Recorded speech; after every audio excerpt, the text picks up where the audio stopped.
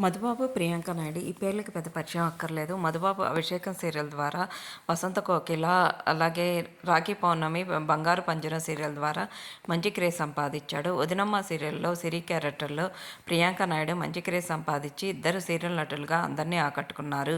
వీళ్ళిద్దరూ ప్రేమించి పెళ్లి చేసుకున్నారు. వీళ్ళకు ఒక పాప ఉంది.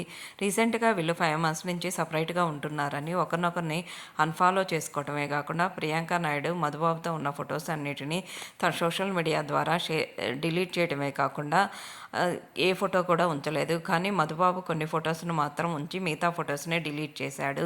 సింగిల్ ఫొటోస్ని, తన బ్రదర్తో ఉన్న ఫొటోస్ని, అలాగే పాపతో ఉన్న ఫొటోస్ని, ఫ్యామిలీతో ఉన్న ఫొటోస్నే ఉంచింది. మిగతా ఇవన్నీ కూడా మధుబాబుతో ఉన్న ఫొటోస్ని డిలీట్ చేసింది. వీళ్ళిద్దరు విడిపోతున్నారు అంటూ సోషల్ మీడియాలో వార్తలు హల్చల్ చేస్తున్నాయి. దీనిపై వీళ్ళిద్దరూ అఫీషియల్గా ఎటువంటి కన్ఫర్మేషన్ ఇవ్వలేదు.